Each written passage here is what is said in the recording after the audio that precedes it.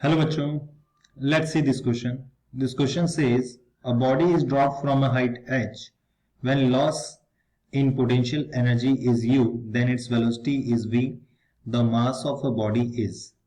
So सबसे पहले इस क्वेश्चन में हम देखेंगे की कंसेप्ट क्या है.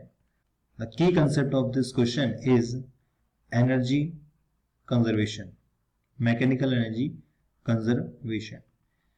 चलिए इस क्वेश्चन को करते हैं. सबसे पहले जब कभी भी किसी बॉडी को हम ड्रॉप करते हैं, is drop from a height h, तो जब भी किसी बॉडी को हम h हाइट से ड्रॉप करते हैं तो उसकी मान लो कि पोटेंशियल एनर्जी कितनी लॉस हो रही है, u.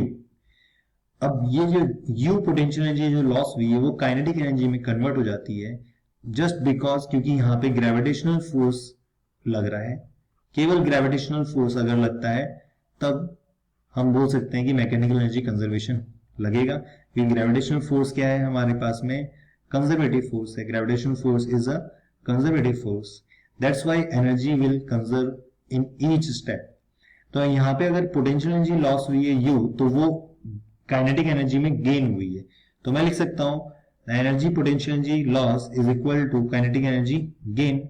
और क्योंकि इनिशियली कोई एनर्जी यहाँ पे ड्रॉप किया तो कोई काइनेटिक एनर्जी नहीं थी यहाँ पे, इसलिए टोटल जो काइनेटिक एनर्जी जो गेन होगी वो सारी की सारी हो जाएगी हाफ एम वी स्क्वायर में. और इनिशियल तो क्या थी, कोई भी नहीं थी. ठीक है, और इतनी एनर्जी पोटेंशियल एनर्जी लॉस हुई है तो हम v हमें पता है, u हमें पता है, मास कितना आ जाएगा देखो 2u अपॉन वी स्क्वायर. तो ये ऑप्शन मिलेगा हमें fourth. Answer will be fourth option which is 2u upon v square. I hope this solution is understood to you. Thank you so much. All the best.